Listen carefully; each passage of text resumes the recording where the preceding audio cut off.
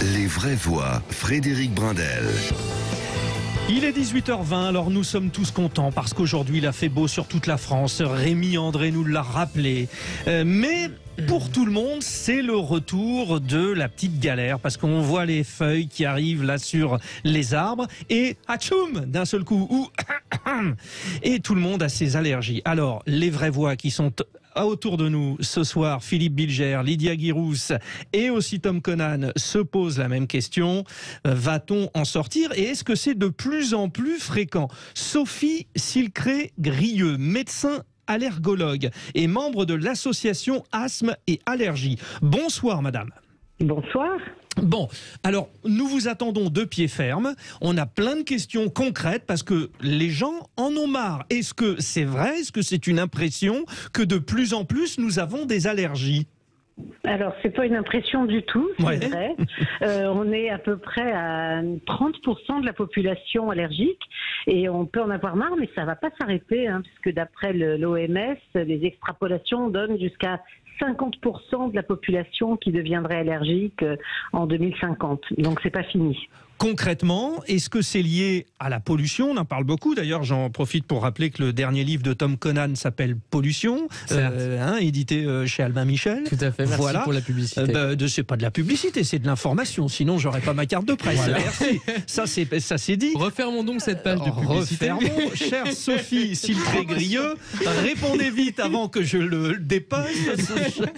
Bon, alors, il est temps que j'intervienne. Pardon, désolé. Je suis vraiment navré. Alors, la pollution, je vais quand même enchaîner. Oui. La pollution, effectivement, c'est un facteur aggravant. C'est pas la cause de tout, mais c'est un facteur aggravant. Les changements d'environnement, par exemple, en ce moment, on est en plein dans l'allergie au pollen de bouleau, qui est l'arbre qui pollinise le plus en ce moment. Eh bien, les changements d'environnement ont fait qu'on a été de plus en plus exposé au bouleau. On a planté massivement des bouleaux dans toute la moitié nord de l'Europe, et c'est un des allergènes les plus fréquents. Dans le sud, c'est le pollen de cyprès qui est majoritaire.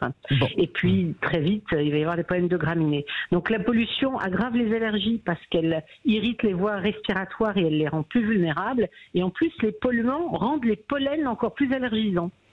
Donc, c'est pas un exercice de diction, mais un pollen pollué est encore plus allergisant qu'un pollen non pollué. Ouais, alors, docteur Philippe Bilger a forcément une question et ça ne sera pas sur le fait que les Français sont de plus en plus allergiques au boulot. Allez-y. Et pas allergique aux vraies voix, j'espère en tout cas. Mais docteur, pardon, j'ai une question très profane. Je comprends bien comment 30% des Français sont sensibles, atteints par les allergies à l'extérieur, mais... Pardon de prendre mon exemple personnel, il m'arrive pratiquement chaque matin, alors que je demeure chez moi, d'éternuer une dizaine de fois et je me demande, est-ce que chez soi, dans l'intimité, on peut être atteint par ce phénomène de l'allergie ? Ah mais oui, il y a des allergies qui sont spécifiques de l'habitat et de l'intérieur. La plus connue, c'est l'allergie aux acariens, qui se niche non seulement chez vous, mais dans votre lit. Et ça donne des symptômes allergiques qui apparaissent le matin au réveil ou chez soi, dans les milieux fermés en général. D'où l'importance du fameux nettoyage de printemps, c'est ça.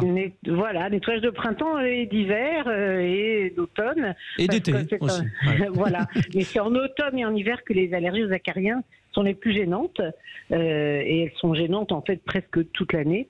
Mais elles sont aggravées par les allergies au pollen, pour ceux qui le sont, et dans ce cas-là, ils sont gênés à l'extérieur. Et on conseille quand même aux gens allergiques au pollen de se brosser les cheveux, de se rincer le visage, parce que sinon ils transportent des pollens à l'intérieur de chez eux. Ils déposent des pollens sur l'oreiller et peuvent être gênés la nuit aussi par la présence de pollen. Vous avez parlé de se brosser les cheveux, alors évidemment, réaction de Tom Conan. Et les dents. Mais en fait, non, la question que je me pose, madame, c'est avec vraiment le port du masque qui a quand même été instauré dans la société, dans les circonstances qu'on connaît depuis maintenant 2 ans, même si c'est levé dans certaines circonstances désormais. Est-ce que ça n'a pas eu tendance quand même à diminuer ce type de problématique? Je pense par exemple à des personnes, par exemple il y a Frédéric Becbédé, je crois, qui avait quitté la Paris Paris parce que sa fille, il me semble, était allergique aux particules fines. En tout cas, sensible aux particules fines. Je ne sais pas si c'était une allergie à proprement parler. Et il est reparti dans le sud de la France pour cette raison. Est-ce que donc le masque, en tant que tel, le port du masque peut protéger contre certains types d'allergies ? Il y a plusieurs choses. Les réactions particules fines, ce sont des réactions à des polluants, ce ne sont pas des allergies, mais des irritations. C'est une chose différente. Et les masques sont peu protecteurs pour les fines particules, tout simplement parce que pour être vraiment filtrant, il faudrait qu'ils soient absolument insupportables et très hermétiques. Ouais. Donc les masques qu'on utilise couramment ne sont pas suffisants pour les polluants. En revanche, c'est vrai qu'ils améliorent, vous avez raison, un bon nombre de patients allergiques nous disent qu'ils vont mieux au printemps avec le port du masque. Un pollen, c'est assez gros, hein. C'est des particules qui font plusieurs dizaines de microns de diamètre. C'est beaucoup plus gros qu'un virus et c'est pas mal filtré par le masque. Donc effectivement, avec le masque, les gens vont un petit peu mieux. Ceci étant, ils restent en contact avec les pollens par les yeux, et puis on ne porte pas le masque tout le temps.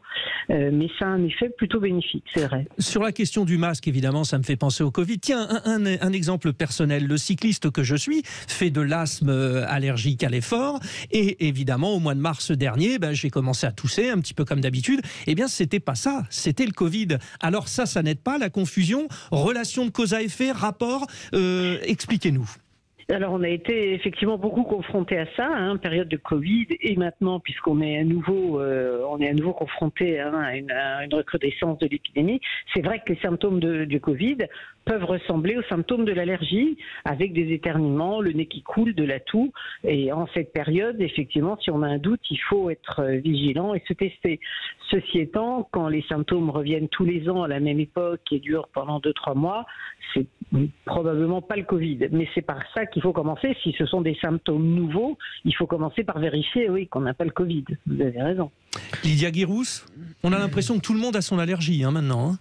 Oui, alors, ouais. Attendez, Lydia Guirousse a une petite question. Oui, c'est vrai qu'on a l'impression que tout le monde a son allergie. Et moi, en regardant ça, j'ai l'impression qu'il y a toujours de nouvelles allergies et notamment en tant que maman de très jeunes enfants, j'ai l'impression que c'est très complexe aujourd'hui. Vous avez des parents qui vous disent il ne peut pas boire tel lait parce qu'il faut, il y a telle allergie, donc il faut aller vers tel type de produit. On parle aussi du gluten. Moi, j'en avais jamais entendu parler il y a 10 ans. Est-ce qu'on devient plus fragile, plus vulnérable, ou est-ce que parfois, notamment, je pense au gluten, il n'y aurait pas un phénomène un peu marketing? Bon, donc, et la question des enfants, avec la maman qui a posé la question. Alors, il y a plein de questions et vous avez donné plein de réponses. Si vous avez l'impression que tout le monde se dit un peu allergique, c'est parce que effectivement, il y a un phénomène comme ça, médiatique presque.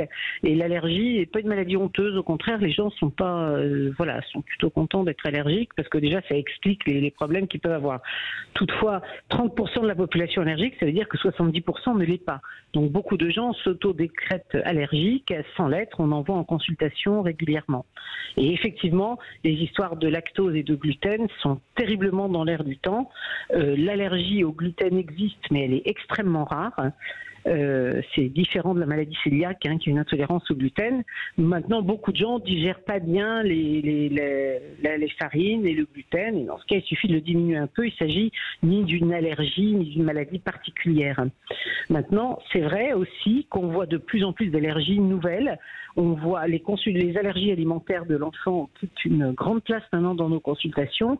Et on voit apparaître, au fur et à mesure que l'alimentation, nos habitudes alimentaires évoluent, on voit apparaître de nouvelles allergies.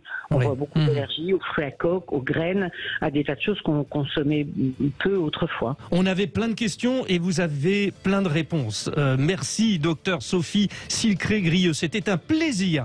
Merci encore de nous avoir éclairés parce qu'on en a marre. Mais bon, ce n'est que le début du printemps. Dans un instant, votre débat avec la question qu'Aurore Cachia vous a posée sur le site Twitter de Sud Radio. L'OTAN montre-t-elle son impuissance? Réponse tout de suite.